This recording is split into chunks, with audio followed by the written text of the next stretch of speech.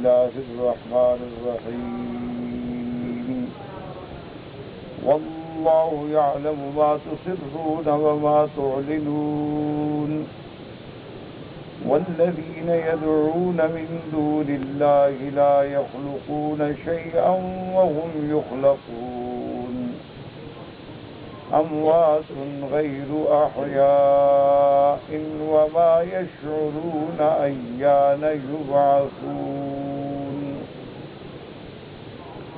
إلهكم إله واحد فالذين لا يؤمنون بالآخرة قلوبهم منكرة وهم مستكبرون لا جرم أن الله يعلم ما يسرون وما يعلنون إنه لا يحب المستكبرين.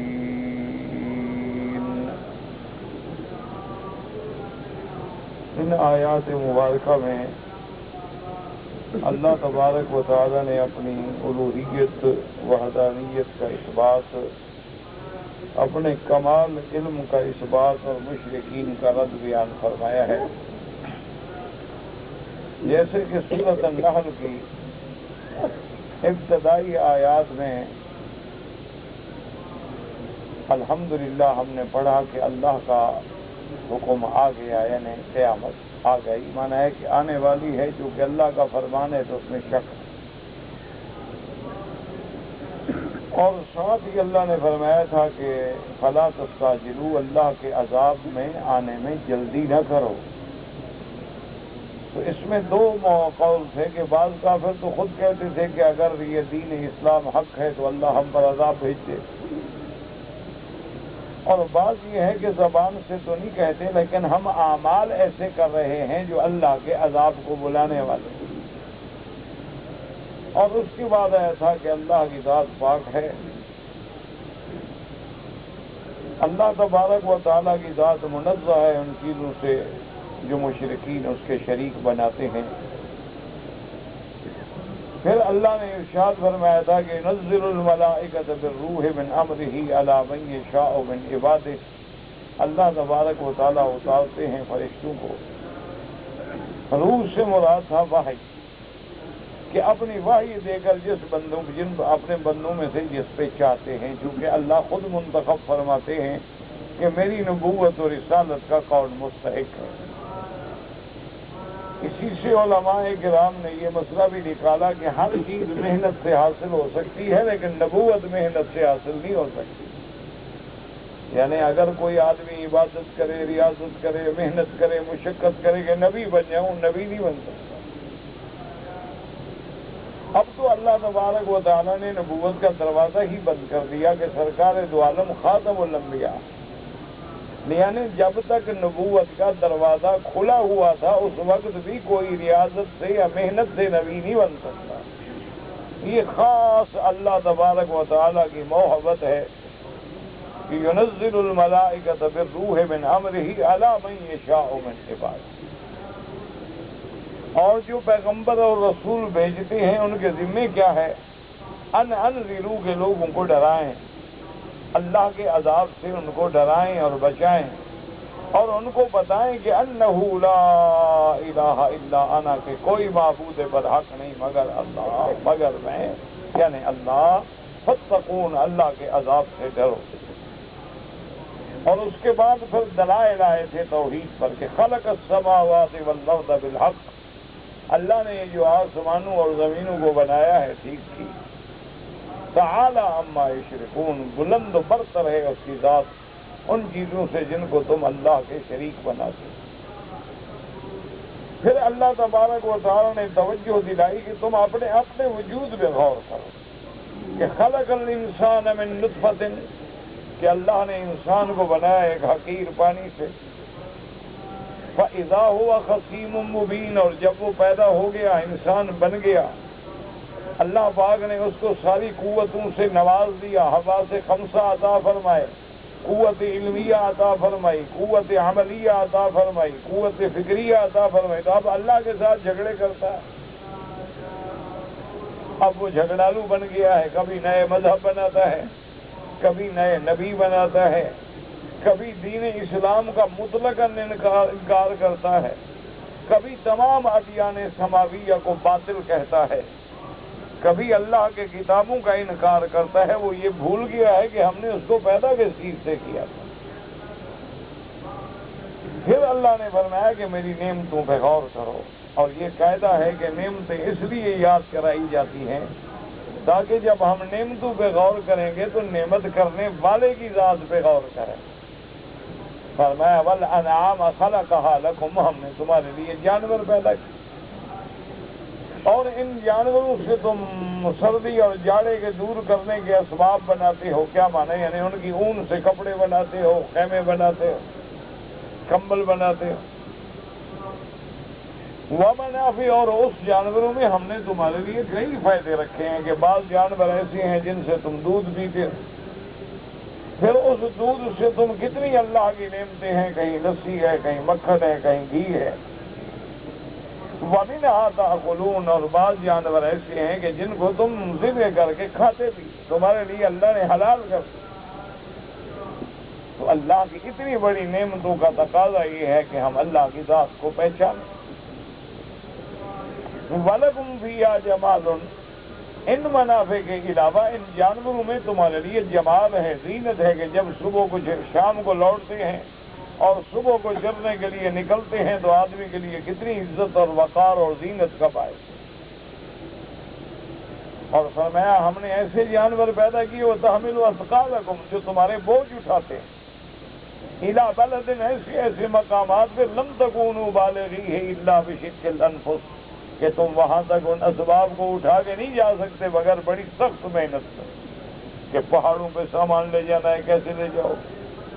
صحرا میں سامان لے جانا ہے، کیسے لے جاؤ گے؟ وہاں گاڑیاں فیل ہو جاتی ہیں، تمہاری مشینریاں فیل ہو جاتی ہیں۔ لیکن اللہ نے ایسے اونٹ پیدا کر دیے ہیں کہ صحراؤں کا سفینہ، اللہ نے ایسے جانور پیدا کر دیے ہیں کہ پہاڑوں پہ جا رہے ہیں۔ فرمایا ان ربکم لرؤوف الرحیم، تیرا رب جو ہے بڑا مہربان ہے، بہت ہی رحم والا ہے۔ تو اللہ تبارک و تعالیٰ کی ان رحمتوں کو پہچانو۔ اور اس کے بعد فرمایا والخیل والبغال والحمیر، کہ ہم نے تمہارے لیے گھوڑے پیدا کیے، خچر پیدا کیے، گدھے پیدا کیے، لترکبوها، کہ تم ان پہ سواری کرو، وزینۃ، اور تمہارے لیے عزت و وقار کا باعث۔ فَيَخْلُقُ مَا لَا تَعْلَمُونَ، اور آئندہ بھی ایسی چیزیں ہم پیدا کریں گے جو تم جانتے ہی نہیں۔ تو یاد رکھیں، اسی سے علماء کرام نے استدلال فرمایا تھا۔ حضرت ابن عباس رضی اللہ تعالی عنہ نے بھی فرمایا کہ اللہ نے جو پہلے جانوروں کا ذکر کیا ہے، جیسے گائے ہے، بکری ہے، دمبا ہے، بھیڑ ہے، بھینس ہے، تو وہاں تو فرمایا منہا تاکلون، کہ ان سے تم کھاتے ہو۔ اور جب اللہ نے گھوڑے، گدھے اور خچر کا ذکر کیا ہے تو فرمایا ترکبوہا، اس پہ تم سواری کر۔ تو اس لیے علماء کرام فرماتے ہیں کہ گھوڑا ہو یا خچر ہو یا گدھا ہو یہ حرام، لیکن خچر اور گدھے کے حرام ہونے میں یاد رکھو اتفاق ہے، کسی کا بھی اختلاف نہیں۔ لیکن گھوڑے کے بارے میں ائمہ کے اندر دو قول ہیں، بعض گھوڑے کو حلال سمجھتے اور بعض گھوڑے کو حرام سمجھتے، کیونکہ اتفاق ایسا ہے کہ دونوں طرف احادیث مبارک موجود ہیں۔ اور امام ابو حنیفہ رحمۃ اللہ علیہ اس کی کراہت کا فتویٰ دیا۔ اور آگے اللہ نے ایک لفظ میں اشارہ فرما دیا، پہلے جتنی چیزیں تھی خلقا خلقا خلقا، ماضی کا صیغہ تھا کہ ہم نے پیدا کیا پیدا کیا پیدا کیا، اور یہاں جو ہے وہ مضارع کا صیغہ ہے جو مستقبل کا فائدہ ہے، وَيَخْلُقُ، اور ایسی چیزیں ہم پیدا کریں گے۔ تو اس لیے علماء نے فرمایا کہ قیامت تک جو جو چیزیں پیدا ہوں گی، جیسے گاڑیاں بن گئیں، بحری جہاز بن گئے، ہوائی جہاز بن گئے، اور کئی چیزیں ایسی ایجاد ہوں گی قیامت کے آنے سے پہلے پہلے کہ ہم سوچ ہی نہیں سکتے، تو ان تمام چیزوں کا اسی میں ذکر۔ اب اگر کوئی جاہل یا بے دین کہے کہ جی یہ تو انسان بنا رہے ہیں، یہ تو انسان بنا رہے ہیں بلکہ کافر بنا رہے ہیں، تو اس میں اللہ تبارک و تعالیٰ کا یہ فرمانا کہ ہم پیدا کریں گے، تو اللہ نے تو پیدا نہیں کیا بھائی، یہاں تو انہوں نے بنائے۔ جدید سواریاں جو ہیں، کاریں ہیں، گاڑیاں ہیں، اپنا موٹر ریل ہے، ٹرین ہے، بڑی بڑی چیزیں ہیں، یہ سب انہوں نے بنائی۔ تو یہ جہالت ہوتی ہے کہ چلو انہوں نے بنایا ہے، لیکن ان کو کس نے بنایا ہے؟ تو بات تو وہی آ گئی کہ اگر انسانوں نے بنایا ہے تو انسانوں کو پیدا کرنے والا کون ہے؟ خلق الانسان من نطفۃ، آپ پہلے پڑھ چکے کہ انسان کو کس نے پیدا کیا؟ اگر انسان کو اللہ نے پیدا کیا اور پھر انسان کو دماغ اللہ نے دیا ہے، عقل اللہ نے دی ہے، قوا اللہ نے دی ہے، تو لاکھ کام کرتا ہے، تو اصل بنانے والا تو اللہ ہے۔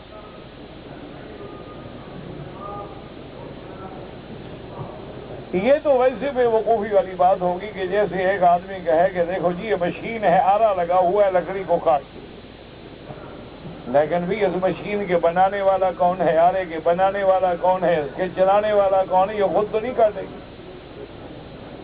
تو اس لیے آپ چاہے کان یوں پکڑیں یا الٹا کر کے پکڑیں، بات وہی ہے کہ اللہ نے پیدا کیا۔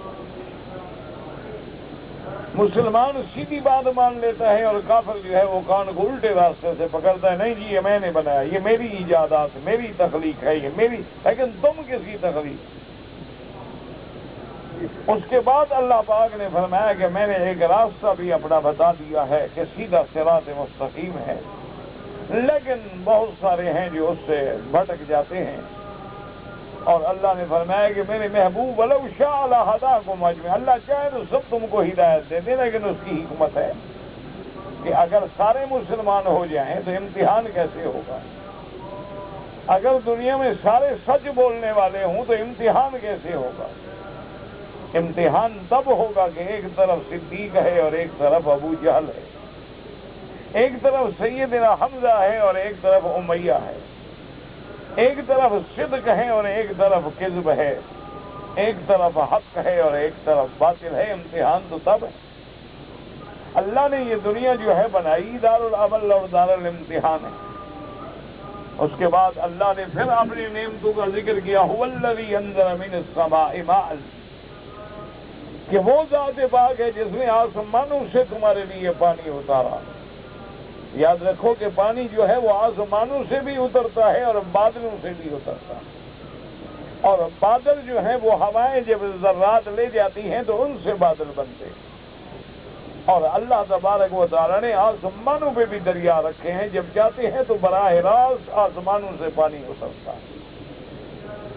اسی لیے اللہ تبارک و تعالیٰ نے سیدنا نوح علیہ السلام کے زمانے میں فرمایا کہ جب قوم نوح پہ اللہ کا عذاب آیا ففتحنا ابواب السماء، کہ ہم نے آسمان کے دروازے کھول۔ تو اس لیے ہمیشہ یاد رکھیں، کہیں قرآن کہتے ہیں انتم انزلتموہ من المزن، کیا تم بادلوں سے تم پانی اتارتے ہو یا ہم اتارتے ہیں؟ تو اس لیے علماء فرماتے ہیں کہ پانی آسمانوں سے بھی اترتا ہے اور پانی بادلوں سے بھی اترتا ہے۔ صرف اسی پانی پہ اگر آپ غور کر لیں تو اللہ کی وحدانیت و الوہیت و قدرت کاملہ کے قائل ہو جائے کہ اللہ نے یہ کیسی نعمت بنائی اور پھر اس کو ہمارے لیے کیسے محفوظ کیا کہ بعض دریا تو آسمانوں پہ رکھ دیے، اور جو زمین پہ برسایا ہے اس کو بھی برف بنا کے پہاڑوں کی چوٹیوں پہ جما دیا کہ میرے بندے کے لیے ذخیرہ محفوظ رہے۔ اگر وہ سارے کے سارے گلیشیئر ایک دن میں پگھل جائیں یا ایک مہینے میں پگھل جائیں، تمہارے ملک ڈوب جائیں۔ یہ اللہ کا نظام ملاحظہ فرمائیں کہ اللہ نے ان پہ برف جما دی، ان کو اللہ تبارک و تعالی نے پانی کو منجمد کر دیا، اور پھر آہستہ آہستہ ضرورت کے مطابق وہاں سے پانی بنتا ہے اور پھر وہ ندی نالے اور دریاؤں کی شکل اختیار کرتا ہے۔ اور بعض پانی جو ہے اللہ عروق الارض، زمین کے رگوں کے اندر نیچے پہنچا دیتے ہیں کہ جب اللہ تبارک و تعالی کے بندے کو پانی ضرورت ہو تو وہ فوراً زمین سے کھدائی کر کے پانی نکال۔ اس لیے قرآن پاک نے فرمایا ہے قل ارأیتم من اصبح ماؤکم غورا فمن یأتیکم بماء معین اللہ رب العالمین، کہ کیا تم دیکھو کہ اگر ہم تمہارا یہ پانی نیچے لے جائیں کون ہے پھر تم کو پانی دے گا؟ اور اسی طرح یہ بھی دیکھیں کہ اللہ تبارک و تعالی نے الحمدللہ الذی جعل الماء عذبا فراتا برحمتہ ولم يجعله ملحا اجاجا بذنوبنا، اللہ تیرا کروڑ کروڑ شکر ہے کہ تو نے اپنی رحمت سے ہمارے لیے ٹھنڈا اور میٹھا پانی پیدا کر دیا۔ اگر اللہ سارے پانی کو کھاری بنا دیتے تو ہم کیا کر سکتے؟ کون ہے جو اس کو میٹھا کر سکتے؟ کتنا پانی آپ میٹھا کر لیں گے؟ کتنے سمندروں پہ آپ پلانٹ لگا لیں گے؟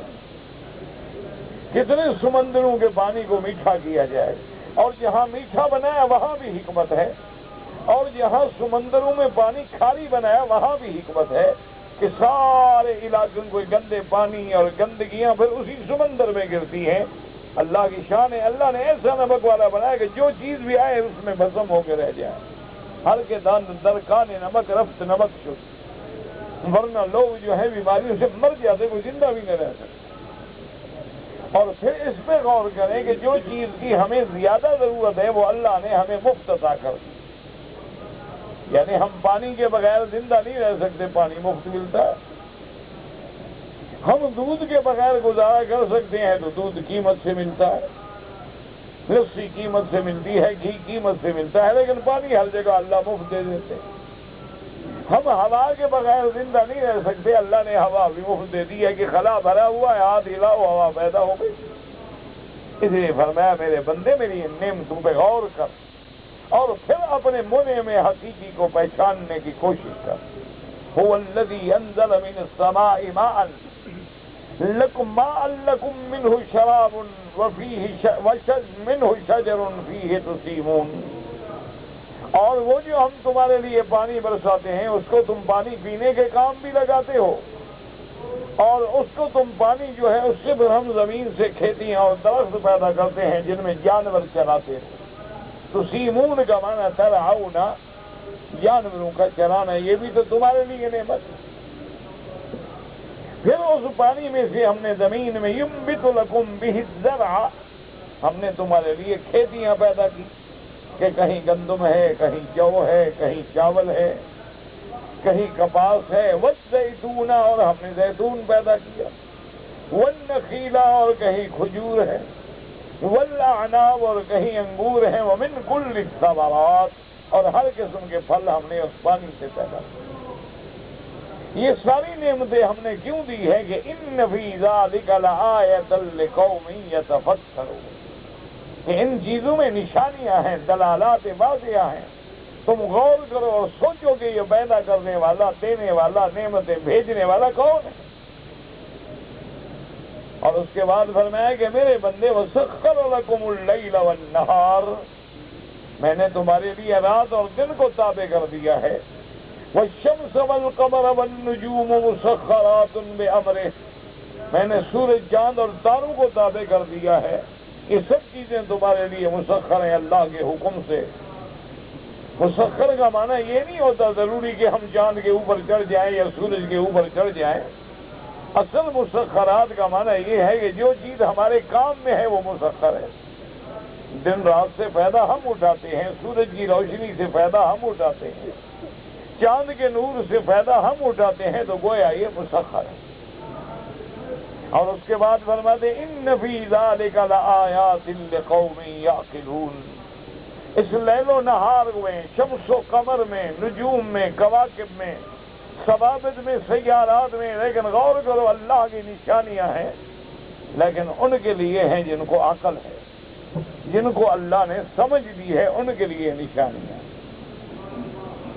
اور اس کے بعد فرماتے وما ذرا لکم فی الارض مختلفا الوانہ ان فی ذلک لآیات لقوم یذکرون، اللہ نے فرمایا آؤ زمین میں غور کرو کہ ہم نے زمین کے اندر کتنی چیزیں ہیں جو تمہارے لیے پھیلائی ہیں، کہ کہیں دیکھو تو پہاڑ ہیں، کہیں دیکھو تو نباتات ہیں، اور کہیں دیکھو تو جمادات ہیں، اور کہیں دیکھتے ہو تو تمہارے لیے ایسی ایسی نعمتیں ہیں جن کا تم تصور بھی نہیں کر سکتے، کہ کہیں سونا ہے، کہیں جناب گندھک ہے، کہیں جناب ڈائمنڈ اور ہیرا ہے، اور کہیں خود پتھر کتنا قیمتی ہے کہ وہ تمہارے کام لگ رہا ہے، کہیں سنگ مرمر ہے، کہیں سنگ کسوٹی ہے، کہیں سنگ ساماک ہے، ایک ایک پتھر تمہارے لیے نعمتیں ہیں اللہ کی۔ اور اس کے بعد فرمایا کہ دیکھو میں نے اس زمین پہ کتنے حیوانات پیدا کیے، اور پھر ان حیوانات کی قسمیں دیکھو، صرف ایک بکری کی قسمیں تلاش کرو تو کتنی ہیں، صرف بھیڑ اور دمبے کی قسمیں دیکھو تو کتنی ہیں، صرف گائے اور بھینسوں کی قسمیں دیکھو تو کتنی ہیں، صرف اونٹوں اور خچروں اور بیلوں کی قسمیں دیکھو تو کتنی ہیں۔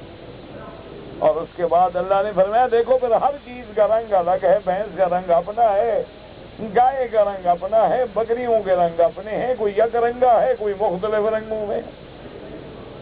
اور اسی طرح اللہ نے فرمایا کہ میں نے جو پہاڑ پیدا کیے ان کے بھی رنگ ہیں، کہ کہیں دیکھو تو سرخ پہاڑ ہے، اور کہیں دیکھو تو سیاہ پہاڑ ہے، اور کہیں دیکھو تو بھورے بھورے سفید پہاڑ ہیں، کہیں دیکھو تو خشک پہاڑ ہیں، اور کہیں دیکھو تو آبادیاں ہیں، سبزیاں ہیں، پھل ہیں اور ٹھنڈی ہوائیں ہیں۔ اسی طرح اللہ نے فرمایا کہ ایک ہی زمین کے اندر زمین کا ٹکڑا بھی ایک ہے، اور جو پانی لگتا ہے وہ بھی ایک ہے، لیکن اس کے اندر جو پھول پیدا ہوتے ہیں، اس کے اندر جو تمہارے لیے سبزیاں اور نباتات پیدا ہوتی ہیں، اس کے اندر تمہارے لیے ہم نے جو اشجار پیدا کیے ہیں ان سب کے رنگ الگ ہیں۔ اسی لیے آپ غور کریں، کسی باغ میں جا کے کھڑے ہوں، اللہم صلی علی محمد، اتنی دیر میں درود شریف پڑھ لیا تھا، کچھ نہیں ہوگا انشاءاللہ، زبان بھی نہیں تھکے گی، اور ثواب بھی ہوگا کہ جمعہ کا دن ہے۔ اتنی بڑی نعمت سے بندہ اللہ کے حرم میں محروم بیٹھا رہے، اور جبکہ حضور کی سچی حدیث مبارک ہے کہ جو مجھ پہ ایک دفعہ درود پڑھے گا اللہ 10 دفعہ رحمت نازل فرماتا ہے، اور اللہ کے حرم میں جب ایک نیکی کرو تو 1,00,000 لکھا جاتا ہے۔ تو اسی سے اندازہ کرو کہ جب ہم ایک درود پڑھیں گے تو اللہ ہم پر 10 لاکھ رحمت نازل فرمائے۔ تو اتنی بڑی نعمتوں سے آدمی خاموش نہ رہے، کان قرآن کی طرف ہو، دل دماغ قرآن کی طرف ہو، اور زبان پہ ایسا ایسا اللہ کے رسول کے نام پہ درود بھی جاری ہو۔ اور اس کے بعد فرماتے ہیں وَهُوَ الَّذِي سَخَّرَ الْبَحْرَ، کہ میرے بندے دیکھو میں نے تمہارے لیے دریاؤں کو مسخر کر دیا، کہ سمندر ہیں تو تیرے تابع ہیں، دریا ہیں تو تیرے تابع ہیں، لِتَأْكُلُوا مِنْهُ لَحْمًا طَرِيًّا، کہ تم اس سے تر و تازہ گوشت کھاتے ہو، کہ سمندروں سے اور دریاؤں سے مچھلیاں نکال رہے ہیں۔ اور یہ ایسا نعمت اللہ نے عطا فرمائی ہے کہ ہر وقت گوشت تیار ہے۔ آپ نے دیکھا ہے نا کہ بعض لوگوں نے فش فارم بنائے ہوئے ہیں، یہاں مچھلیوں کی نگہداشت کی جاتی ہے، آپ رات کو 2 بجے بھی چلے جائیں، 1 منٹ میں مچھلی لائیں گے جناب، فرسٹ کلاس پکا کے تازہ گوشت تیار ہے، ذبح کرنے کی ضرورت نہیں ہے، ڈھونڈنے کی بھی ضرورت نہیں ہے، بھاگنے کی بھی ضرورت نہیں۔ یعنی آپ بنگلہ دیش میں جائیں، آپ دیکھیں گے کہ گھروں کے اندر انہوں نے چھوٹی چھوٹی سی اپنے ہاؤس بنائے ہوئے، گھروں کے اندر، جب بڑا گھر ہے تو ہاؤس بھی بڑا ہے، چھوٹا گھر ہے غریب کا ہے تو چھوٹا ہاؤس ہے، اسی میں مچھلیاں رکھی ہوئی، آدھی رات کو بھی مہمان آ جائے تازہ گوشت ملے گا۔ اللہ کی شان ہے، اللہ کی نعمت ہے۔ اب تو خیر یہ ایک کاروبار کی شکل بھی اختیار کر گیا، پہلے تو لوگ اپنی ضروریات کے لیے کرتے تھے، لیکن اب جو ہے اب تو پورے ملکوں میں ماشاءاللہ یہ کاروبار کی شکل میں، اپنا ایک دوست اس کا 10 مربے میں بھیجتا ہے، 10 مربے زمین کتنی بڑی ہوتی۔ اور پھر ان مچھلیوں کی جناب اقسام پہ غور کرو کہ جھیل ایک ہے، پانی ایک ہے، لیکن مچھلیاں رنگ برنگی ہیں، ہر مچھلی کی شکل الگ ہے، رنگ الگ ہے، ذائقہ الگ ہے، نفع الگ ہے، فوائد الگ ہے۔ اچھا ایک مچھلی میں کبھی دیکھیں ایسے کانٹے ہوں گے کہ تم 10 مولوی اکٹھے بیٹھو کانٹے نہیں گن سکتے، تمہارا سارا علم جواب دے جائے، تمہارے سارے کمپیوٹر فیل ہو جائیں، صرف ایک مچھلی کے مجھے کانٹے گن کے دکھا دو۔ اور بعض مچھلی ہے جناب اس میں ایک ہی کانٹا ہے، بس اس کو چیر لیا اندر سے نکال کے پھینک دیا، کوئی کانٹا ہے ہی نہیں۔ اللہ تبارک و تعالیٰ کی شان۔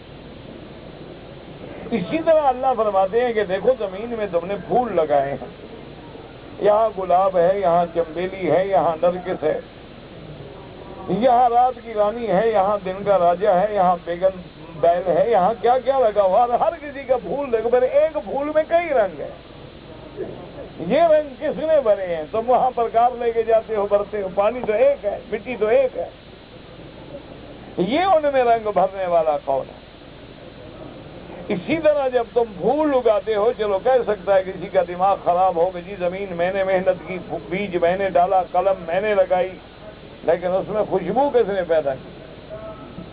اور خوشبو، اور پھر وہ خوشبو تمہیں نظر بھی نہیں آتی۔ اللہ تبارک و تعالیٰ کی شان ہے۔ اچھا، اللہ تبارک و تعالیٰ کی رحمت ہے۔ اچھا، پھر یہ ہے کہ صرف وہ خوشبو تمہارے لیے نہیں، اب تو دنیا میں پھولوں کا کاروبار ہے، یعنی سب سے زیادہ زمین میں پیسہ دینے والا آئٹم جو ہے وہ پھول ہے، اور خاص طور پہ اگر تمہاری زمین کسی پیر کی قبر کے قریب ہو تو اور کمال ہے، کیونکہ وہ سارے قبر پہ ڈالے جاتے ہیں نا پھول۔ ہماری مسلمانوں کو دو ہی تو مقام ملے ہیں، یا دولہے کے گردن پہ ڈالتے ہیں یا مرشد کی قبر پہ ڈالتے ہیں، کیونکہ وہ بھی تو شادی ہے نا، عرس کرتے ہیں، اور اس کا معنی کیا ہوتا ہے؟ شادی۔ بزرگ ان کے فوت نہیں ہوتے، کہتے ہیں وصال فرما گئے ہیں، اللہ سے مل گئے ہیں، جب تک زندہ تھے اللہ کو نہیں ملے، مرنے کے بعد مل گئے۔ انا للہ و انا الیہ راجعون۔ بس کیا کہہ سکتا ہے آدمی عقل پہ ماتم کا کہ پھول پیدا کرنے والا خدا ہے اور ڈال ہم کہاں رہے،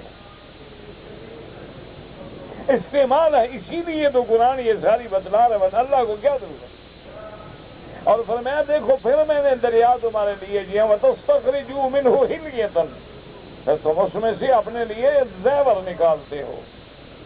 زیور کا کیا معنی؟ یعنی موتی نکالتے ہو، اور موتی جو ہے وہ عورت کے گلے میں آتا ہے تو زیور بن جاتا ہے۔ اور بعض موتی جو ہیں وہ اتنے قیمتی ہوتے ہیں کہ جن کی قیمت کا تم اندازہ ہی نہیں کر سکتے ہو، یعنی ایک سچے لولو ہوتے ہیں، موتی ہوتے ہیں جو ہاروں میں لگائے جاتے ہیں، اور بعض ایسے موتی ہیں جیسے زمرد ہے، یاقوت ہے، اور اس کے الماس ہے، اسی طرح نیلم ہے، فکراج ہے، موتی ہیں، کئی قسم کے موتی ہیں۔ اور بعض موتی آپ حیران ہوں گے کہ یعنی میں ایک دن اخبار میں پڑھ رہا تھا کہ ایک ڈائمنڈ نیلام ہو رہا ہے، امید ہے کہ وہ تقریباً کوئی $40 ملین پہ بکے گا، $40 ملین۔ اندازہ کرو، ایک پتھر ہے اور کیا ہے نا، ڈائمنڈ کیا ہوتا ہے؟ ایک پتھر ہی ہے، لیکن اس پتھر کو اللہ نے اتنا قیمتی بنایا، اسی لیے اندازہ کرو، بندے تو سارے ہیں لیکن محمد مصطفیٰ کتنے کی، اسی سے اندازہ کر رہا نا کہ ساری دنیا کی مخلوق ایک طرف ہے اور آمنہ کا لال محمد الرسول اللہ صلی اللہ علیہ وآلہ وسلم ایک طرف۔ ساری دنیا بشر ہے، میرا بدنی بھی بشر ہے، ساری دنیا میں موتی ہیں، الماس بھی موتی ہے، لیکن اللہ تبارک و تعالی نے جیسے اس میں سے کسی کو قیمت دے دی ہے، ساری کائنات کی مخلوق میں اللہ نے محمد بدنی آمنہ کے لال سیدنا محمد مصطفیٰ۔ اسی لیے کسی بزرگ نے کیا کہا ہے، اس نے کہا کہ بعد از خدا بزرگ تو ہی قصہ ہے مختصر، اس نے کہا محمد عربی تیری کیا شان بیان کریں، بس اللہ کے بعد مخلوق میں تجھ پہ انتہا ہو گئی۔ تو یہ نرالا شان ہے۔ اللہ نے فرمایا دیکھو میں نے دریا تمہارے تابع کر دی، فرمایا وَتَرَى الْفُلْكَ مَوَاخِرَ فِيهِ، اور پھر ہم نے تیرے لیے کشتیاں مسخر کر دی ہیں جو پانی کو چیر کے جا رہی ہیں۔ اور یاد رکھو کہ سب سے پہلی کشتی بنانے والے حضرت نوح علیہ السلام، اور کشتی جو ہے اس کو پرندے کی شکل پہ بنایا گیا، جیسے پرندے کا سینہ ہوتا ہے نا، آپ نے دیکھا ہے، کیونکہ پرندہ بھی تو ہواؤں کو چیر کے اڑتا ہے، اور کشتی جو ہے وہ بھی پانی کو چیر کے چلتی ہے۔ تو اللہ نے فرمایا کہ یہ سب میں نے تیرے لیے بنا دیا ہے، وَلِتَبْتَغُوا مِنْ فَضْلِهِ، تاکہ اس سے تم رزق کماؤ، اللہ کا تجارت کرو، مال لے جاؤ، وَلَعَلَّكُمْ تَشْكُرُونَ، شاید تم شکر کر سکو۔ شکر کا معنی کیا ہوتا ہے؟ اللہ کی توحید کا اقرار کرو، اللہ پر ایمان لاؤ، شرک سے بچ جاؤ، شکر کا معنی یہ ہوتا ہے کہ جو اللہ نے نعمت دی ہے اللہ کی رضا میں لگاؤ، اللہ کی فرما برداری میں خرچ کرو۔ یہ آخری درجے کا شکر ہے کہ زبان سے بھی شکر کرو، ورنہ سب سے بڑا شکر کیا ہے؟ ایمان۔ اللہ نے فرمایا انا ہدیناہ السبیل اما شاکرا و اما کفورا، کہ ہم نے راستہ واضح کر دیا ہے، اب یا تو وہ ایمان والا ہے یا انکار والا ہے، یا شکر والا ہے یا کفران والا ہے۔ اور اس کے بعد فرماتے ہیں وَأَلْقَىٰ فِي الْأَرْضِ رَوَاسِيَ، اور ہم نے زمین میں بوجھ رکھ دیے کہ تاکہ زمین جو ہے وہ اضطراب میں نہ ہو، اگر زمین حرکت کرے گی تو میرا بندہ اس میں رہ نہیں سکتا۔ اللہ نے فرمایا ہم نے اس میں بوجھ رکھ دیے ہیں تاکہ وہ حرکت نہ کرے، اور پھر زمین میں ہم نے تیرے لیے وَأَنْهَارًا، اور نہریں جاری کر دی، وَسُبُلًا، ہم نے تیرے لیے راستے بنا دیے، لَعَلَّكُمْ تَهْتَدُونَ، تاکہ تم ہدایت پا سکو۔ اور فرمایا وَعَلَامَاتٍ، اور ہم نے نشانیاں بنائی ہیں۔ کیا مانا؟ پہاڑ بھی نشانیاں۔ آپ کہتے ہیں نہیں میں جبل عمر کے پاس رہتا ہوں، آپ کہتے ہیں جی آپ سیدھے آ جائیں جبل نور کی پچھلی طرف، آپ کہیں گے جی جبل ہندی ہے، جبل عمر ہے، جبل ثور ہے، جبل سبیر ہے، جبل رحمت ہے، تو یہ بھی علامات ہیں۔ اور اسی طرح تارے بھی علامات ہیں، وَبِالنَّجْمِ هُمْ يَهْتَدُونَ، کہ جب رات کو صحرا میں آدمی بھٹکتا ہے تو پھر تاروں سے راستہ پکڑتا ہے، جب سمندروں میں آدمی بحری جہازوں میں اور کشتیوں میں بھولتا ہے تو پھر تاروں سے راستہ پکڑتا ہے۔ اور اس کے بعد اللہ نے ایک لفظ میں اپنی توحید سمجھا دی، لیکن خدا کرے کہ سمجھ آ جائے۔ ایک ہی جملہ ہے، ایک ہی آیت ہے، لیکن اللہ اگر دماغ میں ڈال تو وہ کہتا ہے نا کہ سمجھ میں نقطہ توحید آ تو سکتا ہے، سمجھ میں نقطہ توحید آ تو سکتا ہے، تیرے دماغ میں بت خانہ ہو تو کیا کہیں۔ اس لیے آگے اللہ نے ایک آیت افمن یخلق کمن لا یخلق، اللہ نے فرمایا میرے بندے غور کرو، ایک خالق ہے بنانے والا اور ایک وہ ہے جس نے مکھی کبھی نہیں بنائی، یہ کیسے خدا بن گئے؟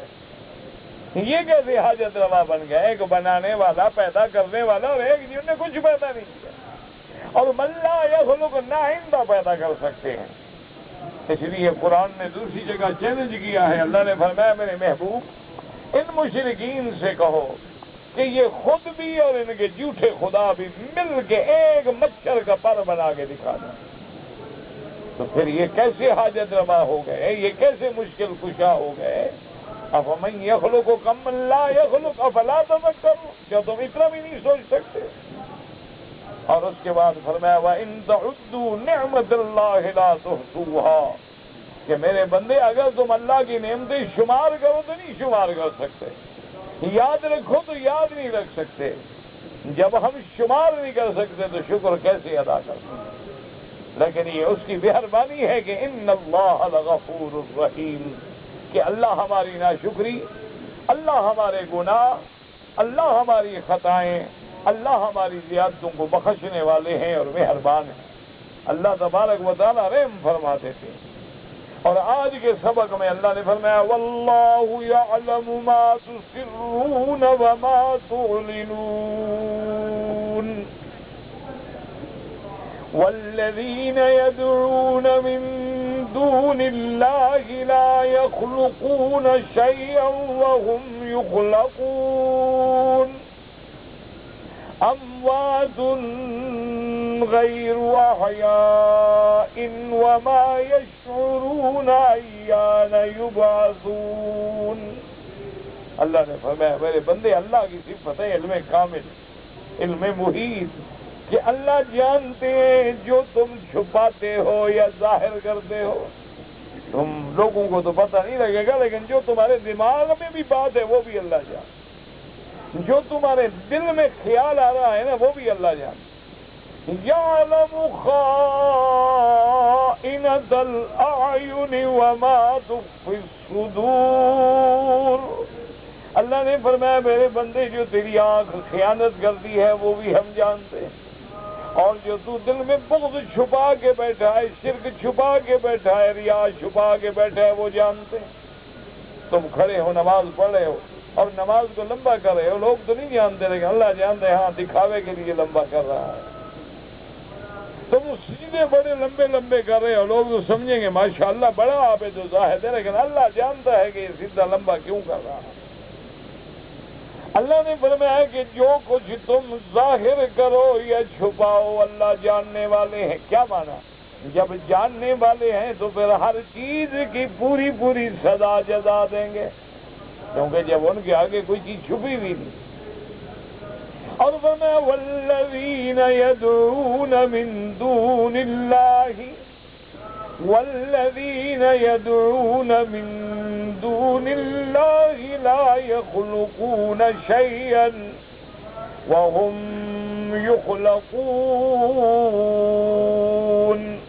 اللہ نے فرمایا میرے بندے، وہ لوگ جو اللہ کے سوا کسی غیر کی عبادت کرتے ہیں یا کسی غیر کو پکارتے ہیں، لا یخلقون شیئا، وہ کوئی ذرے کے برابر بھی چیز پیدا نہیں کر سکتے۔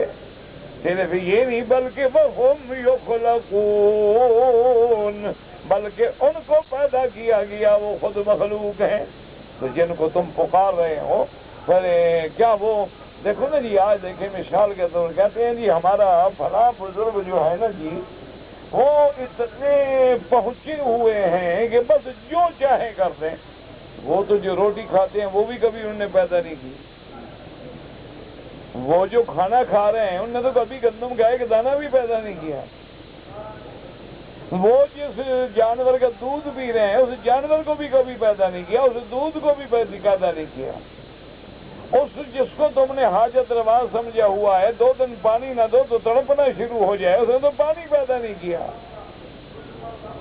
تو اللہ نے فرمایا جو خود مخلوق ہیں وہ خالق کیسے بن گئے، وہ خالق کے برابر کیسے آ گئے۔ اور فرمایا اموات غیر احیاء، مردے ہیں جن میں کچھ بھی حیات نہیں، وما یشعرون ایان یبعثون، اور وہ تو نہیں جانتے کہ خود قبروں سے کب کھڑے ہوں گے۔ جن کو اپنے قبروں سے نکلنے کا علم نہیں، ان کو تیرے حالات کا علم کیسے ہو جاتا ہے؟ اللہ نے فرمایا ذرا غور کرو۔ اچھا، اس میں یاد رکھو کہ اموات یا تو حقیقی طور پہ میت، کیا مانا؟ جیسے بت ہیں، جن لوگوں نے بتوں کو بنایا ہوا ہے، دیوی دیوتے بت اصنام رکھے ہوئے ہیں، تو مردہ ہے کیا؟ مٹی ہے یا لکڑی ہے یا پیتل ہے یا چاندی ہے یا سونا ہے، کچھ مردہ۔ یا مانا یہ ہے کہ موت ان کو فی الحال آ چکی ہے، جیسے تم نے کسی بندوں کو مشکل کشا بنا مر گئے۔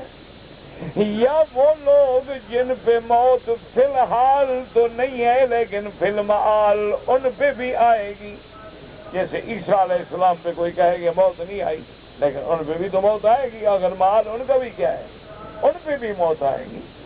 جیسے ملائکہ پہ موت نہیں ہے لیکن ان پہ بھی تو موت آئے گی۔ اس لیے میرے آقا نے رحمت دو جہاں سیدنا محمد رسول اللہ صلی اللہ علیہ وسلم نے فرمایا کہ عیسیٰ ابن مریم اتریں گے، اترنے کے بعد دجال کو قتل کریں گے، اور فرمایا صلیب کو توڑیں گے اور پوری دنیا میں عدل و انصاف بھر دیں گے، اور اس کے بعد فرمایا ثم یموت، پھر ان پہ موت آئے گی، یدفن فی روضۃ النبی المصطفیٰ صلی اللہ علیہ وسلم، اور پھر وہ حضور کے روضے میں دفن ہوں گے، میرے محبوب کے روضے میں سرکار دو عالم کے ساتھ دفن ہوں گے۔ اسی سے اندازہ لگائیں کہ کیا شان والے ابو بکر و عمر ہیں کہ ایک بنو اسرائیل کا آخری رسول اور پیغمبر ہے، اور ایک خاتم النبیین ہے، اور 2 پیغمبروں کے ساتھ کھڑے ہوں گے ابو بکر و عمر رضی اللہ عنہ۔ اس سے بڑی شان کیا ہو سکتی؟ اس لیے اللہ نے فرمایا کہ اچھا ملائکہ ہیں، زندہ ہیں، لیکن ان پہ بھی موت آئے گی۔ اس لیے صحیح حدیث مبارک میں آتا ہے، اللہ فرمائیں گے، حالانکہ اللہ اعلم، وہ جانتے ہیں، اللہ فرمائیں گے جبریل اب کتنے ملائکہ بچ گئے؟ یا اللہ آپ جانتے ہیں، اب ہم صرف 4 باقی ہیں، باقی سب پہ موت آ گئی۔ اللہ حکم دیں گے جبریل ان 3 کا روح جو ہے تم قبض کرو، وہ 3 کو بھی موت۔ اللہ فرمائے گی کہ کم بکیا، قال بکیا عبدک الذلیل، اب جبریل کہیں گے مولا تیرا ایک عاجز بندہ ایک ملک جبریل بچ گیا، فرمایا مت تو بھی مر جا، تو سب پہ موت آئے گی۔ کل نفس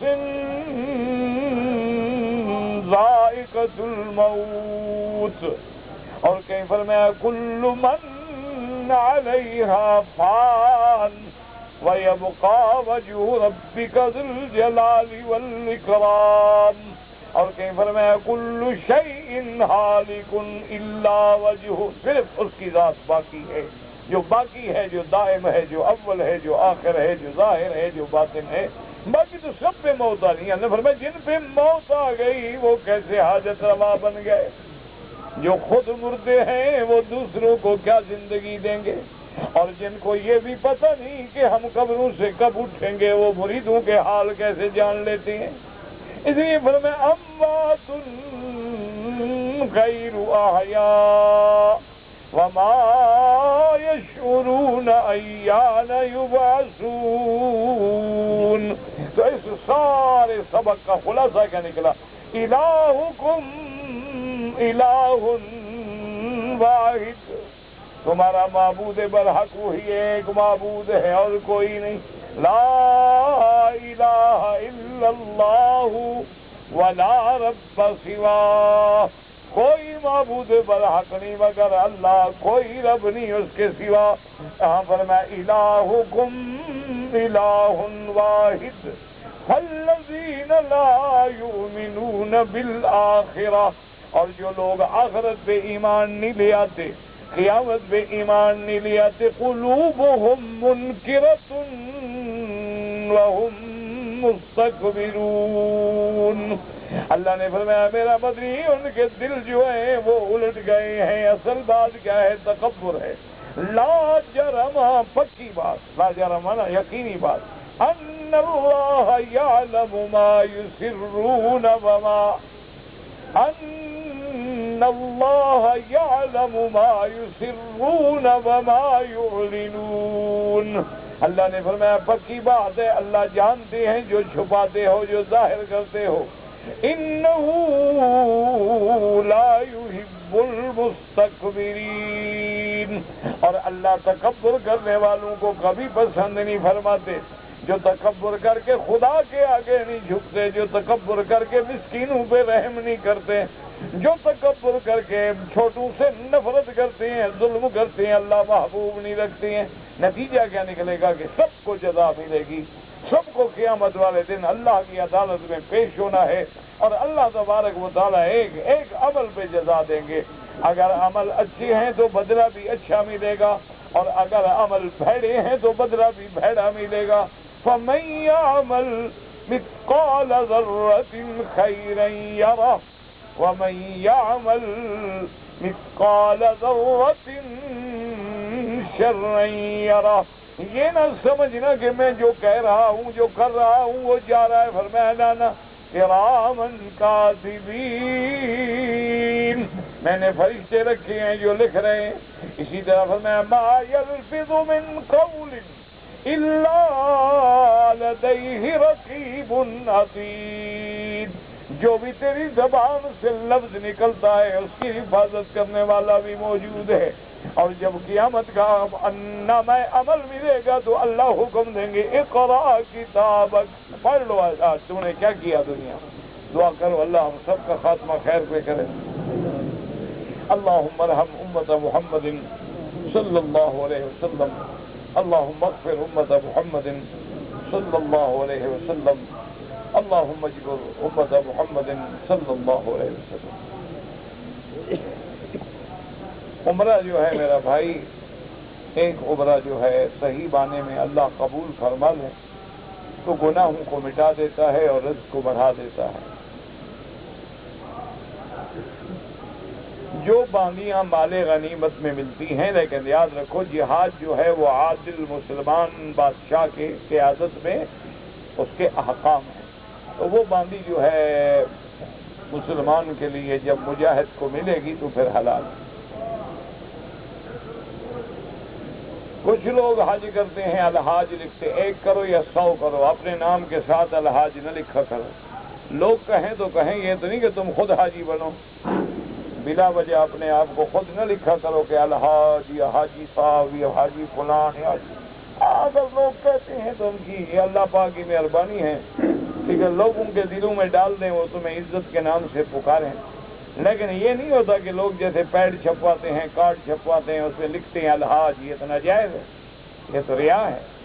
تم نے اگر عبادت کی ہے اللہ کو راضی کرنے کے لیے کی ہے، لوگوں کو دکھانے کے لیے کی ہے کہ میں نے اتنے حج کیے۔ اچھا اگر فرض محال ہم مکے میں رہتے ہیں، چلو اتنے حج کر لیے، لیکن ہمیں کیا پتا اللہ نے قبول بھی کیا ہے کہ نہیں کیا۔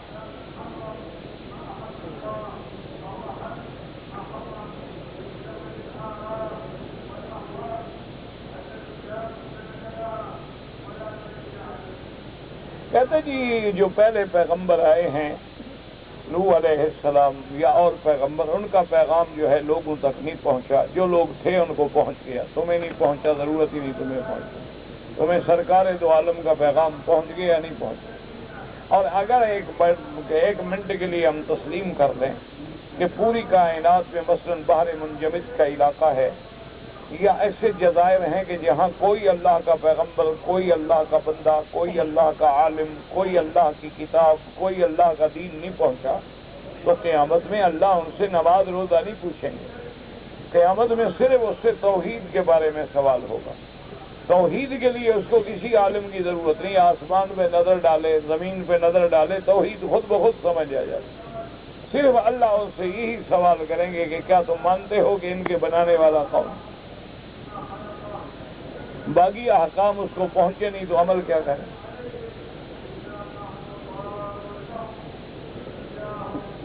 اگر کوئی مسلمان دوسرے کو مارے، ویسے یاد رکھو کہ یہ سب سے بڑا فتنہ ہے۔ اللہ تبارک و تعالیٰ سے دعا کرو کہ اللہ عالم اسلام پہ رحم کرے کہ آج مسلمان کا قاتل ہے۔ بہرحال اگر کسی نے اپنے دفاع میں جان بچائی، ایک ڈاکو آئے حملہ کیا، میں نے جان بچائی، تو جو مظلوم مارا گیا وہ تو شہید ہے، لیکن مارنے والا جو ہے من یقتل مؤمنا متعمدا فجزاؤہ جہنم خالدا فیہا۔ جو لوگ جدہ سے مکہ آتے ہیں ان کی کثر نہیں ہوتی حنفی مسلک میں، کیونکہ یہ 48 میل شرعی سفر نہیں بنتا، کیونکہ سفر گنا جائے گا جب جدے کا شہر ختم ہوگا۔ یہ تھوڑا ہے کہ آپ جدے کے ہاتھ درمیان سے آ رہے ہیں تو وہیں سے آپ کلومیٹر گننے شروع کر دیں۔ جب جدے کے حدود ختم ہوں گے پھر مکے تک آئیں تو پھر تو 50 کلومیٹر بھی نہیں بنتا۔ اگر ایک آدمی نے عمرہ کیا ہے اور سر پہ اس طرح پھروا دیا، اب وہ دوسرا عمرہ کرتا ہے، بال ہوں یا نہ ہوں اس طرح پھروانا ہوگا۔ اللہ تبارک و تعالیٰ کو تمہارے بالوں کی ضرورت نہیں ہوتی، اصل بات ہوتا ہے کہ اللہ کے آگے ہم نے گردن جھکا دی، چاہے بال نہ بھی ہوں اس طرح پھروانا ہوگا۔ ایک گنجا عمرہ کرے وہ کیا کرے گا؟ وہ بھی اس طرح پھروائے گا۔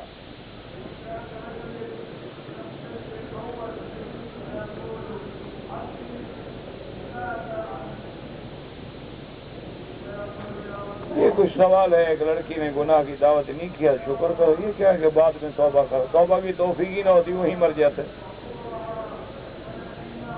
کیا جاہل آدمی، خدا کا خوف کیا کرو، لکھتے ہوئے بھی کچھ شرم آنی چاہیے۔ رزقا للعباد، پتہ نہیں کیا مطلب۔ داڑھی جو ہے کم از کم ایک مشت ہونی چاہیے، باقی اگر برابر کرے، گول کرے، ٹھیک کرے وہ جائز ہے۔ داڑھی سنت الانبیاء والمرسلین ہے۔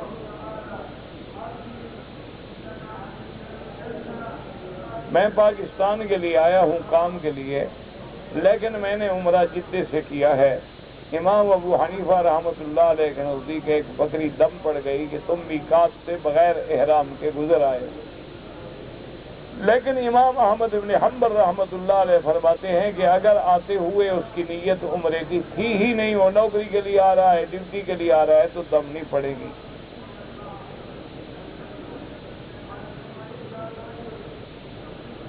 میرے بھائی نے ایک عورت سے شادی کی ہے، اس کی پہلے شوہر جو ہے وہ فوت ہو گیا، تبھی تو تمہارے بھائی نے شادی کی نا، فوت نہ ہوتا تمہارا بھائی کہاں سے شادی کرتا۔ اس کی بیٹیوں سے ہاں وہ تمہارے لیے تو اجنبی ہے، تمہارے لیے کیا ہے؟ مسلمان کے لیے شرط شریعت میں پردہ بالکل قرآن کا حکم ہے، یدنین علیہن من جلابیبہن، اور جو پردے کی مخالفت کرتا ہے وہ قرآن کی مخالفت کرتا ہے، سیدھی سی بات ہے۔ اور پردے کے کئی احکام ہیں، وقرن فی بیوتکن، پہلا حکم یہ ہے کہ عورتیں بلا وجہ گھر سے ہی نہ نکلیں۔ دوسرا حکم یہ ہے کہ اگر کوئی آئے اور بات کرے، کنڈی کھٹکھٹائے، پوچھے یا ٹیلی فون پہ پوچھے تو لا تخضعن بالقول، نرم لہجے میں بات نہ کریں، بالکل سختی سے جواب دیں، یہ بھی پردہ ہے۔ اسی طرح اللہ نے حکم دیا ہے عورت اذان نہ دے، عورت زور سے قرآن نہ پڑھے، عورت امام نہ بنے، اس کی آواز پہ بھی پردہ ہے۔ اسی لیے اللہ تبارک و تعالی نے حکم دیا ہے کہ عورتیں کوئی ایسا پاؤں میں زیور نہ پہنے جو بجتا ہو، آواز سے لوگ متوجہ ہوتے ہوں، یہ بھی پردہ ہے۔ اسی طرح اسلام نے حکم دیا ہے عورت کوئی ایسا پرفیوم یا ایسا عطر نہ لگائے جس کی خوشبو پھیلنے والی ہو، تاکہ لوگوں کی طرف خوشبو دیکھیں گے تو یہ بھی پردہ ہے۔ اسی طرح پھر حکم ہے کہ اگر نکلنا پڑے تو پھر بڑی چادر لے کے سر کے اوپر سے گھونگھٹ ڈال کے پورے بدن کو چھپا کے نکلیں، اور وہ لباس تنگ بھی نہ ہو، باریک بھی نہ ہو، تاکہ اس کے بدن کو ظاہر نہ کرے، اور وہ بھی اگر کوئی مجبوری ہے تو نکلے، ورنہ بغیر مجبوری کے نہ نکلے۔ ماں اپنے بیٹوں سے پردہ کرے، بالکل نہ کرے۔ نوجوان بیٹی اپنے باپ سے پردہ نہ کرے، بہن اپنے بھائیوں سے پردہ نہ کرے۔ آپ کے ہاتھ میں جو انگوٹھی ہے وہ پتھر کس قسم کا ہے؟ چوری کرنی ہے کیا؟ نہیں، کیا خیال ہے؟ چوری نہ کرو، مجھ سے مانگ لینا، میں دے دوں۔ خام خواہ انگلی بھی کاٹ جائے گا۔ والدین کے پاؤں جو ہے وہ اولاد چوم سکتی ہے، ہاں بیٹھے ہوں، جھکے نہیں، جھکنا منع ہے۔ ہمارے ملک میں میلاد پڑھتے ہیں، بدعت ہے۔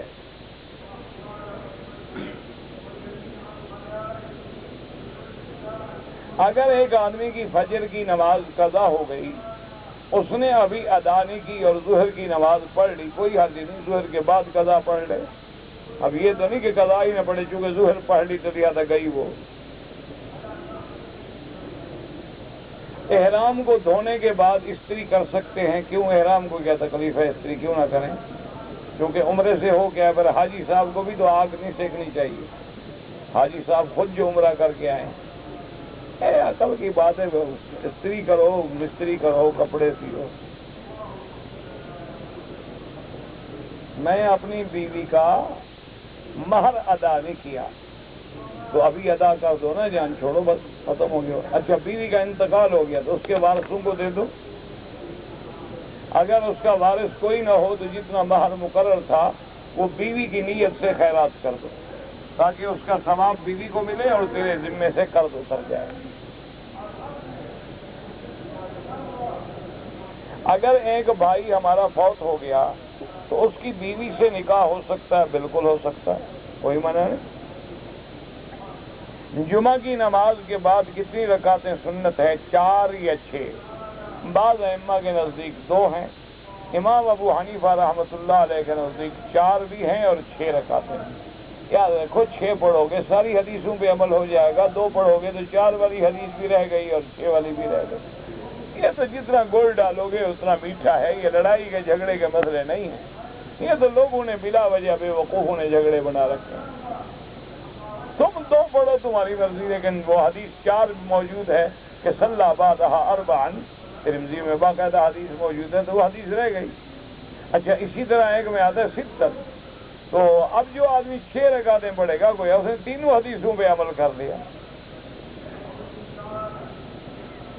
اگر مہندی کے اندر کوئی چیز ملائی جائے اور رنگ کالا ہو جائے، کالے کے بجائے اس میں قطب ملائیں، جو حدیث میں ہے نا، مجھے تو مل نہیں رہا، میں نے بڑا ڈھونڈا ہے، سچی بات جو ہے کہ حضور نے فرمایا الحناء والقطب، کہ مہندی اور قطب جو ہے ان کو ملا دو نا جی۔ وہ قطب اصل میں کہتے ہیں یہ نیل، جانتے ہو نا، جو کپڑوں کو نیل دیتے ہیں، اس کا پودا ہوتا ہے نیل کا باقاعدہ پودا ہوتا ہے، درخت ہوتا ہے اس طرح سے، تو اس کے پتے جو ہیں ان کو سائے میں خشک کر لیں، سائے میں خشک کرنے کے بعد مہندی کی طرح پیس لیں، اس کو مہندی میں ملا دیں، پھر ملا کے لگائیں تو بہت خوبصورت رنگ آتا ہے۔ لیکن یہاں چونکہ ملتا نہیں ہے تو آپ کے ملک میں تو ہوگا، بہرحال وہاں تو بہت ہوتے ہیں۔ حج کے بعد دوبارہ حج کریں، گناہ معاف ہوں گے؟ بالکل معاف ہوں گے۔ اگر گناہ نہیں ہوں گے درجات بلند ہوں گے۔ میں مکہ مکرمہ میں رہتا ہوں، حج تو میں نے الحمدللہ کر لیا، لیکن مدینہ منورہ کی حاضری نہیں ہوئی۔ تمہارے حج میں کوئی نقص نہیں، لیکن جب اللہ توفیق دے تو مدینہ پاک بھی حاضر ہوں۔ لیکن حج کے فرائض میں یا مناسک میں مدینہ پاک کی حاضری شامل نہیں ہوتی۔ کہتا ہے جی میرا ایک دوست ہے، وہ کہتا تھا کہ علامہ اقبال شرابی تھا، ہوگا، اب مر گیا ہے، تم اب اس کی قبریں کیوں کھولتے ہو؟ تم نے کبھی کوئی گناہ نہیں کیا، صرف اقبال کے گناہ یاد آتے ہیں۔ ہاں بیچارہ، لیکن توبہ کر لی، آخرت اس کی بہت اچھی گزری، اس کا تو سارا خاندان بھی قادیانی تھا، پھر کیا کرو گے؟ ابتدائی دور تھا بیچارہ، جب جوانی تھی تو جوانی میں تھا اس قسم کی، لیکن بعد میں اللہ نے اس کو بہت تبدیل کیا اور اللہ نے اس سے بڑا کام کیا۔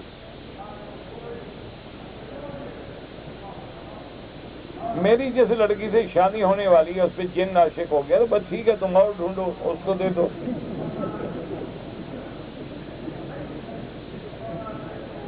میرے خواب میں شادی ہوتی رہتی ہے، ہو جائے گی کبھی انشاءاللہ، تو خواب ہی دیکھتے رہو کافی ہے۔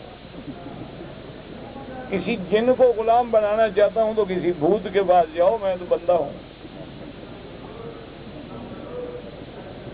حسبنا اللہ ونعم الوکیل، نعم المولا ونعم النصیر۔ کیا ہے؟ پورا پڑھو، یا حسبنا اللہ ونعم الوکیل صرف پڑھو، یا حسبی اللہ ونعم الوکیل، جو بھی پڑھو سب ٹھیک ہے۔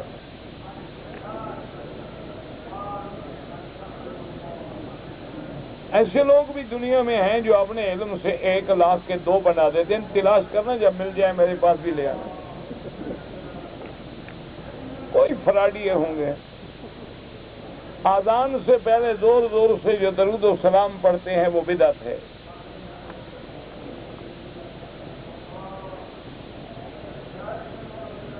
ہم ایک کمپنی میں کام کرتے ہیں، وہاں جو رہتے ہیں وہ سارا مہینہ میلاد کرتے رہتے ہیں، آپ شرکت نہ کیا کریں۔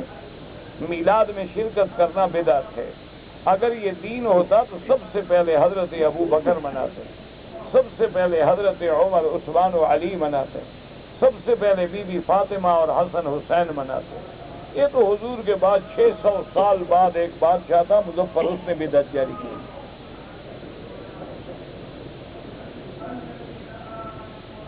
شراب، جوا، سور کا گوشت اللہ نے حرام کیا، بالکل حرام کیا۔ اس میں ہمارے لیے ہر قسم کا نقصان ہے، مادی بھی نقصان ہے، جانی بھی نقصان ہے، جسمانی بھی نقصان ہے اور روحانی بھی نقصان ہے۔ میت کو دفن کرنے کے بعد ہمارے ملک میں لوگ قبر پہ اذان دیتے ہیں، وہ بدعت ہے۔ قبر پہ اذان دینا کسی حدیث مبارک سے ثابت نہیں ہے۔ ایک مسلمان عورت ہے جو شلوار قمیض پہنتی ہے اور کبھی کبھی وہ ساڑی بھی استعمال کرتی ہے۔ میرا بھائی، اگر ساڑی کو شریعت کے مطابق استعمال کرے، یعنی بدن کا کوئی ایک ذرہ اور ایک حصہ بھی نظر نہ آئے اور بال بھی نظر نہ آئے، کیونکہ عورت کے اگر سر کے بال بھی نظر آئیں تو اللہ کی لعنت برستی ہے۔ حتیٰ کہ شریعت کا یہ حکم ہے کہ عورت اپنے بال جو ہیں دوسری عورتوں کے سامنے بھی نہ کھولے، کیونکہ بلا وجہ بال کھول کے جیسے عورتیں گھروں میں پھرتی ہیں۔ آج کل تو دوپٹہ کوئی کندھے پہ ڈالتا ہے، کوئی گلے میں ڈالتا ہے، تو اب دوپٹہ تو نہیں ہے نا، اب تو فیشن ہے۔ بہرحال یہ حرام ہے۔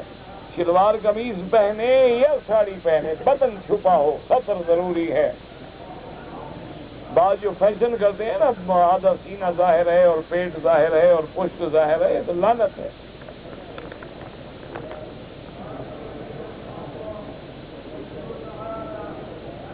اگر کسی آدمی پہ شیطان کا اثر ہو جائے، جن کا، کیا کرے؟ سورۃ البقرہ پڑھو گھر میں، سورۃ البقرہ کی تلاوت کرو. جس گھر میں سورۃ البقرہ کی تلاوت ہو شیاطین بھاگ جاتے ہیں، جنات بھاگ جاتے ہیں. سورۃ البقرہ پڑھو، سارے گھر والے پڑھو، تلاوت کرو. سورۃ البقرہ پانی پہ دم کر کے پلاؤ، پانی پہ دم کر کے خود اس کو کہو غسل کریں، انشاءاللہ سب جن ون بھاگ جائیں گے. یہ لوگوں کے چکر میں نہ آنا، یہ لوگ مال کھانے کے لیے جھوٹ بولتے ہیں. نماز پڑھنا ایک چیز ہے، قائم کرنا مانا شرائط کے ساتھ. اللہ نے جو نماز کے شرائط و حدود رکھے ہیں ان کو پورا کرے تب قائم کرنا ہے. اب ایک آدمی نے مثلا نماز ابھی عصر کی پڑھ لی، نماز تو پڑھی لیکن قائم نہیں کیا، کیونکہ نماز کو اس کے اوقات میں پڑھنا، شروط و ارکان کے ساتھ پڑھنا. ایک آدمی نے نماز تو پڑھی لیکن سجدے میں گیا اللہ اکبر اللہ اکبر اللہ اکبر اشارے کر رہا ہے، نماز نہیں پڑھی گویا اس نے. کیونکہ لازم ہے کہ دو سجدوں کے درمیان ہڈی پوری ہو جائے اور بیٹھے. اسی طرح رکوع کے بعد بالکل سیدھا کھڑا ہو جائے اور سمع اللہ لمن حمدہ ربنا لک الحمد حمدا کثیرا طیبا مبارکا کما یحب ربنا ویرضی. کم از کم اتنی عادت، اتنی دیر کھڑا تو رہے. یہ جو ٹکرے مارتے ہیں نماز ہوتی ہی نہیں، تو یہ نماز قائم کرنا نہیں ہوتا ہے. حضرت عیسیٰ علیہ السلام جو ہیں وہ آسمانوں میں زندہ موجود ہیں اور مہدی اپنے وقت پہ پیدا ہوں گے. پہلے مہدی آئیں گے پھر عیسیٰ علیہ السلام آئیں گے.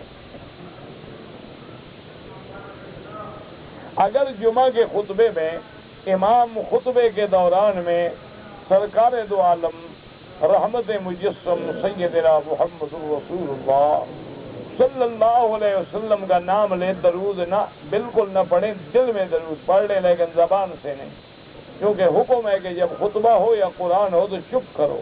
اذا قرئ القرآن فاستمعوا له وانصتوا لعلکم ترحمون. اسی لیے حکم ہے کہ جب امام دعا مانگتا ہے تو یہ لوگ جو ہاتھ اٹھا کے بیٹھ جاتے ہیں آمین آمین آمین، یہ تو منع ہے، ناجائز ہے. بس دل میں آپ کہتے ہیں کہ آمین اللہ یہ دعائیں قبول فرما، بالکل زبان سے حرکت نہ لیں. حتیٰ کہ حضور پاک نے ارشاد فرمایا ہے کہ اگر خطبہ ہو رہا ہے اور ایک آدمی شور کر رہا تھا، آپ نے کہا بھی چپ کرو، خطبہ ہو رہا ہے، تو گویا تیرا ثواب بھی ختم ہو گیا. اگر اس کو روکنا ہے تو اشارے سے روکو لیکن زبان نہ ہلاؤ.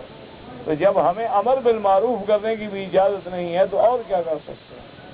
اس لیے ہمیشہ اگر وہ حضور پاک کا نام لیں تو دل میں آپ کہہ دیں صلی اللہ علیہ وسلم.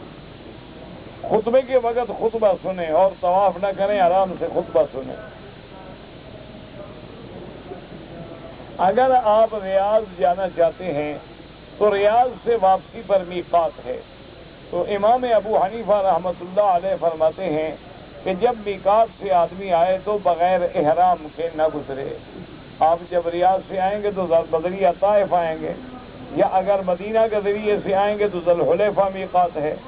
اگر طائف کے ذریعے سے آئیں گے تو آپ آئیں گے تو جب آپ دیکھیں گے وادی سیل میں قرن المنازل میقات ہے، تو وہاں پر جو ہے آپ احرام باندھیں اور پھر مکے میں عمرے کے ساتھ کے ساتھ کے ساتھ کے ساتھ کے ساتھ کے ساتھ کے ساتھ کے ساتھ کے ساتھ کے ساتھ کے ساتھ کے ساتھ کے ساتھ